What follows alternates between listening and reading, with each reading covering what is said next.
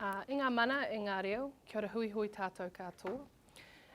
Me mihi ki te rangarawa i ngā wā katoa, i ngā mate haere, haere hoki atu rā.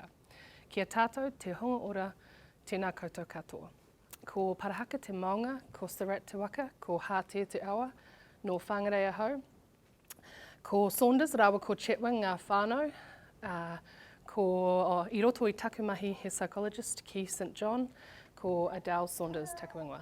Tēnā koutou, tēnā tātou katoa. Evening or afternoon, whatever it is. Thank you for having me. So my name's Adele, if you didn't pick that up, and I am the new St John Psychologist. So I've been in post next week at 6 months, so I'm still a fresh or a baby in the role, but really enjoying it. And thank you, Bridget, for asking me to come along and talk a little bit about trauma and resilience with you lot today.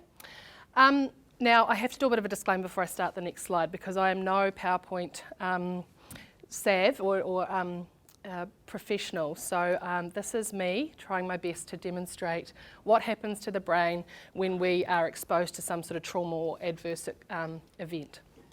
So please feel free to laugh. I do like a good laugh, so you're welcome to laugh at me. So this is a brain. It does look much like a cloud, but I couldn't find a brain in the clips on PowerPoint. So what I want to talk a little bit about is how, when we have some form of adverse experience, what happens in the brain, and actually what the normal brain function looks like, sort of. So there's this thing called the hippocampus, and that is much like a filing cabinet in the brain. And what its role is to store memories. Yeah? The memories are reasonably organised, they're categorised, and they're sequential. It also has a couple of other roles that it engages with other higher functioning parts of the brain, including emotional regulation, language, abstract thought, and processing information. So any one time when we're travelling through the world and sitting here in front of me now, you've probably got a bunch of stuff going on in your head, you know, what's for dinner, have you got all your Christmas presents, or have you got your plans laid for when you're going on holiday, what the latest thing you just read on Facebook or Twitter or anything, and then trying to attend to what I'm talking about. So your brain's kind of managing all that stuff, and your hippocampus is kind of putting that all into sequence and filing it away. So if I asked you to recall what I talked about, you'd be able to do it word for word after this, for sure. There's another part in the brain called the amygdala, and that's kind of like the brain's alarm system. See some people nodding. I'm probably not teaching you necessarily anything that's hugely new.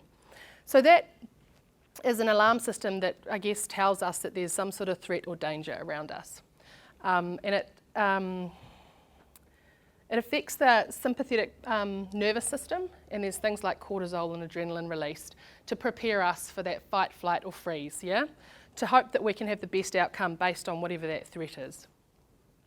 The issue here is that the hippocampus goes offline, so it kind of shuts down. So none of that information is necessarily getting in that ordered sequence filing cabinet. So when we're thinking about the hippocampus, it's sequential, so it's like a nice story. It's got a beginning, a middle and an end.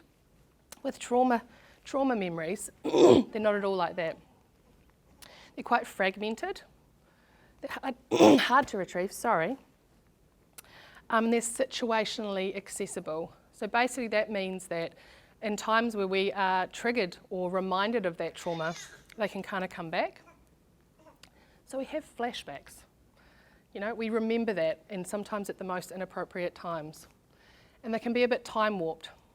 And they can feel really realistic, so it can feel like we're right back in that situation, including having all the physiological and emotional responses we had actually during that. So it feels really real. This is all really normal stuff, because this is what our brain's trying to do. It's trying to order it and put it back into the hippocampus where we have a nice narrative, we have a story, beginning, a middle and an end, or if you're backwards it's this way. So we're trying to put it back there and get it sorted. But often thinking about these things, talking about them, actually is really uncomfortable for us, and it can be really intrusive. So often what we do is we try and avoid them however we can. We avoid going to places or being with people or being in the environments where that occurred. yeah, so that we don't have to be re-traumatized or feel that trauma again. We try and block it, so we distract ourselves, and sometimes we try and suppress it, yeah? And sometimes that includes drinking alcohol, doing drugs, trying to sleep for all of eternity. Those sorts of things are things that people do to try and absolutely block that trauma or that memory from coming back. But what we also know is that when we try not to think about anything, like I'm going to tell you to not think about a pink elephant. You guys all thinking of a pink elephant? Like when you're trying not to think of something, it keeps coming back. So the issue with this is when we avoid talking about it, thinking about it, processing it, trying to put it into that really coherent narrative, it just keeps coming back. And it comes back in our dreams. It comes back when we're driving down the motorway or driving in our car. It comes back when we have a smell or a sight or a sound that is attributed to that event. And it can make life really uncomfortable, and it can have a really negative impact on your functioning. So I guess what I'm saying there is this is when things become a little bit abnormal, when we're doing whatever it takes to try and avoid processing that trauma. There are some ways that we can reduce the impact of trauma. So we've got that amygdala, which has got a very, very important role. Back in caveman days, if we didn't have this, we'd all been eaten by saber-toothed tigers and eaten the berries that we shouldn't have eaten and things like that. So we can down-regulate the amygdala, yeah? So that's taking some time post an adversive experience just to kind of be safe. So if you're with your colleagues, being safe with your colleagues and having a moment, whether that's a mindful moment or a chat with them, it's just to try and down-regulate that amygdala. I think hot debriefs are something that people talk about, and that's an opportunity, again, to put that story that's just gone on into a really nice sequence as much as possible, and also to help down-regulate that amygdala. Creating a bit of a narrative. This is a nice picture. I couldn't find a picture that had a less sunny disposition.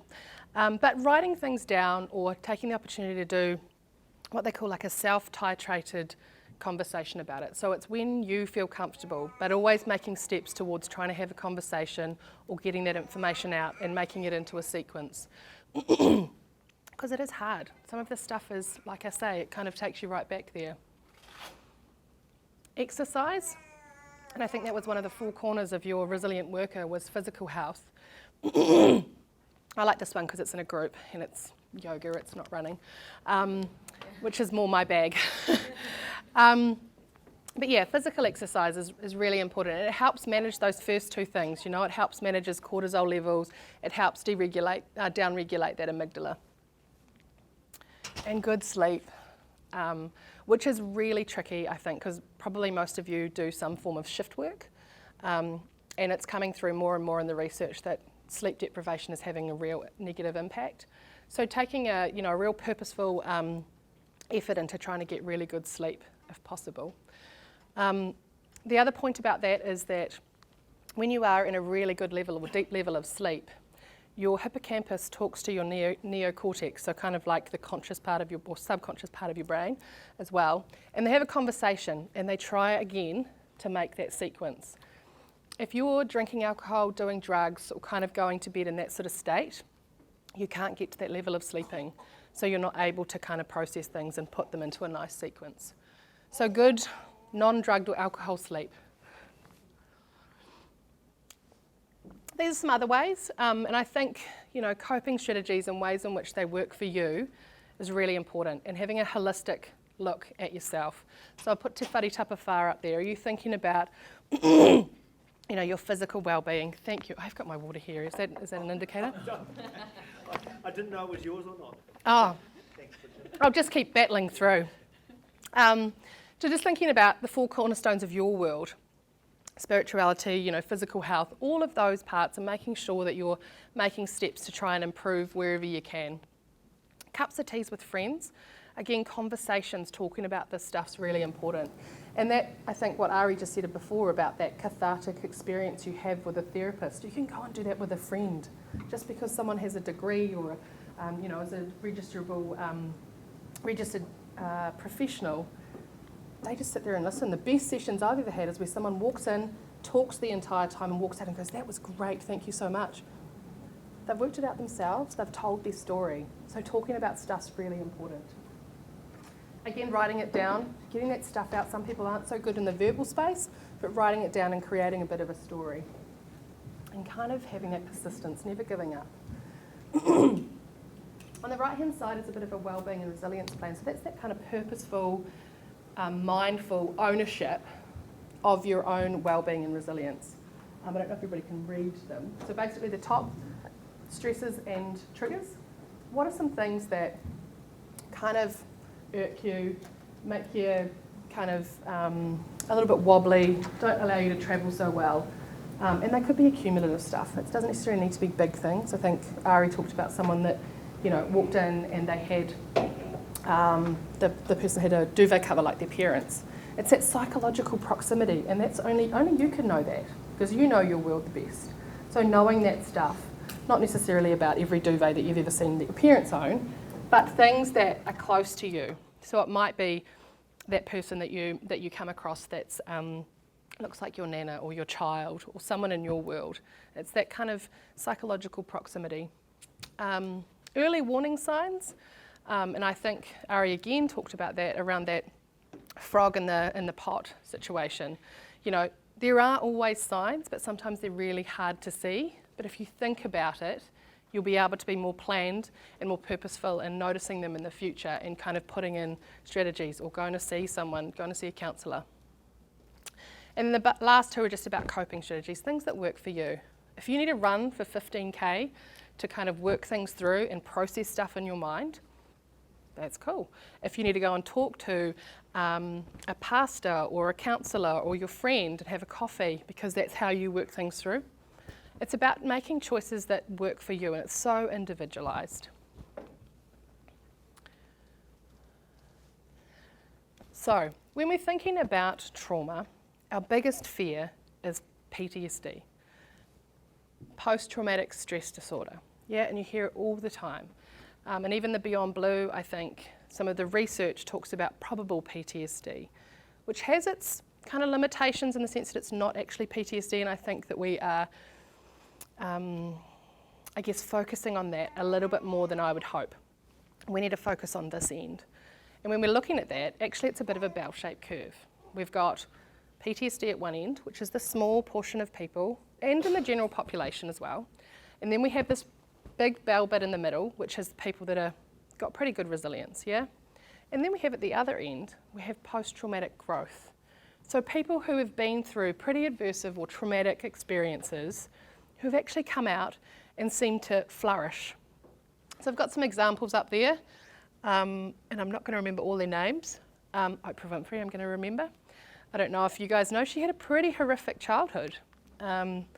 Raped and molested by 9, pregnant by 14, told, I think, Dad at 7, when she was 7 months pregnant, that she was pregnant, and actually went into labour that day, had the child prematurely, who died within 2 weeks. So she's had a really kind of rough start. She had some good stuff go on as well. She was incredibly close to her grandmother, who was really nurturing and an amazing woman apparently. But obviously she's gone on and really flourished. I think, what is she, the most rich, one of the most richest women in the world, if that's what you class as success. But what's his name? I've got it written down somewhere. So the guy painting with his mouth, he had a car accident and is a quadriplegic. Liam Maloney's. So the guy without, it's a Blade Runner, our Blade Runner, who won gold at the Paralympics. His legs were amputated at 18 months old due to no fibula bone. So some people take some of the most crappiest experiences that people can endure and actually flourish. And that's about the same proportion of people that end up with PTSD. So we need to probably focus a little bit and have a little bit more perspective of what that might look like. So here's my my attempt at trying to get into the medical world. So bear with me. I've run this past my dad, who is a microbiologist, or a retired microbiologist, and if I do it badly, I may not be on the Christmas card list. So I've run some of the words through, so please just indicate if I'm getting them wrong. So I think resilience, when you think about immunity, is like psychological immunity, right? And we want to build up a level of immunity to fight off bad bacteria. It's kind of like, integrating trauma. So we're building immunity. So thankfully the internet has these great pictures because we don't want to have another brain example like I did before. So the little guy with the binoculars is a macrophage. I see some smiles, I'm probably getting that wrong. His job or her job is to spot a bacteria or a foreign cell, to go over, kind of assess it, consume it, and then send out enzymes to neutralize it. Am I getting it right? Yeah, okay. So that's a little thing on the bottom there, yeah? The cool thing about these guys, so I see that as a trauma. So we experience a trauma, and then what we need to do is we need to examine it. We need to think about how our brain manages and not judge ourselves when we're having re-experiences. We're not going nuts, as some people thought in RE study, depending on how far they are down the spectrum. But to try and work it through and know that in the future, if we come across that, how we can cope with it in the future. So send out little enzymes, coping strategies to neutralise that trauma. The cool thing about these macrophages, I even did a pronunciation thing on YouTube, you'd think I'd get it right, is that they tell all their other macrophage mates who come along, because I understand they're quite short-lived, they tell them about this bacteria and they say, this is what you need to do to kind of neutralise it for next time. So it means that they're more able to manage that bacteria and avoid getting sick. Same with trauma. If we allow ourselves to learn from a trauma experience, understand how we coped best with it, and apply that to the next time something similar or the same happens, we're going to be more able to avoid becoming unwell in the psychological space.